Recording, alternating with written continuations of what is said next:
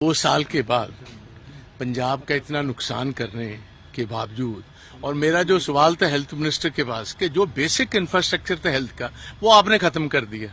आम आदमी पर मैंने इनको पूछा कि आप बताएं, चीफ मिनिस्टर से लेकर कोई इनका एक भी एमएलए या मिनिस्टर कभी आम आदमी में चक्कर लगाने की बात नहीं, क्या वहां इलाज करवाने गया है? क्योंकि जब चीफ मिनिस्टर साहब 2 दफा बीमार हुए वो अपोलो हॉस्पिटल दिल्ली में गए। इनके मिनिस्टर जब बीमार होते हैं सारे के सारे टॉप प्राइवेट हॉस्पिटल्स में जाते, दे हैव नेवर गॉन। मैंने कहा आप कार्ड दिखाएं।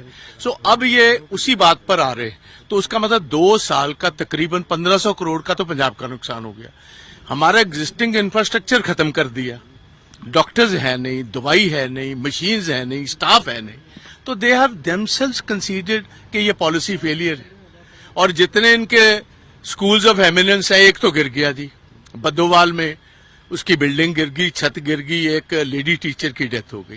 तो इट्स अ फेल्ड गवर्नमेंट, बात इतनी है। कल भी हेल्थ डिपार्टमेंट की मीटिंग थी, उसमें कहा गया 100 और क्लिनिक सरकार खोलेगी। भाई 400 पीएचसी बंद करके इन्होंने आम आदमी क्लिनिक बनाया। तो आप मुझे बताएं, ये आम आदमी क्लिनिक्स का एडवांटेज किसको हो रहा है? ये प्राइमरीली जैसे हमारी डिस्पेंसरीज थी, वो डिस्पेंसरी किसी का ब्लड प्रेशर चेक करना है, किसी का छोटा मोटा बीमारी है, जो बेसिक बीमारी है उसका इलाज पहले ही चलता था। हमारे स्पेशलाइज्ड हॉस्पिटल्स चाहिए, जैसे राजस्थान में थी, कम से कम 25 लाख इंश्योरेंस तो दो भाई। अगर जहां किसी को क्रिटिकली बीमार है उसको मदद की जरूरत है, बाकी इलाज तो लोग 50 रुपए देकर प्राइवेट डॉक्टर के पास भी करवा लेते हैं, ये बेसिक इनके पास है।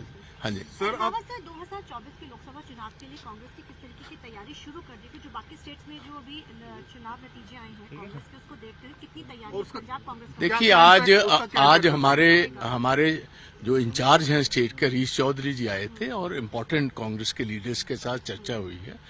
उस चर्चा में इन्होंने सारी बात, हमारी जो तैयारी है वो हमने बता दिया कि we are fully geared up, we are fully prepared to take on the present government. National level पर भी बीजेपी जो पंजाब के साथ धक्का कर रही, वो सारे इश्यूज हम लेके जाएंगे लोगों में, क्योंकि ये नेशनल इलेक्शन होगी। जो नेशनल गवर्नमेंट है मोदी साहब की, जो उन्होंने पंजाब का हक मार रखा है। देखिए, हमारे पास कोई पोर्ट नहीं, हमारे पास एक ड्राई पोर्ट था हजारों सालों से, जो सिल्क रूट था अमृतसर वाला, लाहौर, अमृतसर, उसके बाद फिर रावलपिंडी और फिर सेंट्रल एशिया को जाता था।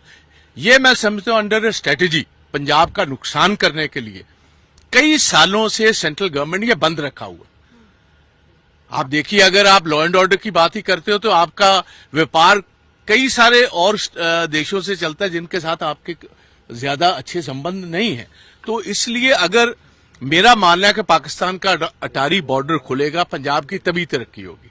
अगर पंजाब की तरक्की होगी, दोनों पंजाबों की, तो एक वेस्टेड इंटरेस्ट बनेगा लोगों का पीस को स्टैब्लिश करने में। दोनों देशों में अगर शांति लानी है, तो अगर कारोबार चलेगा, लोग प्रफुल्लित होंगे, तो अपने आप एक वेस्टेड इंटरेस्ट होगा पीस को मेंटेन करने का। हाँ जी, 100% होना चाहिए। और इसीलिए देखो, पंजाबी नौजवानों के पास रास्ता क्या है? अपनी जमीन बेचो, अपनी जायदाद बेचो और बाहर जाओ। ये मैं समझता हूँ एक वेल थॉट आउट स्ट्रेटेजी है पंजाब का नुकसान करने की। सर, इंडिया अलायंस को लेकर क्या आपका स्टैंड आज भी वही है या कुछ बदला है? हमारा 110% वही स्टैंड है। We have nothing to do with the AAP. हाँ जी, हाँ जी। अकेले चुनाव लड़ेंगे पंजाब में? इसके अलावा और क्या बताएं आपको?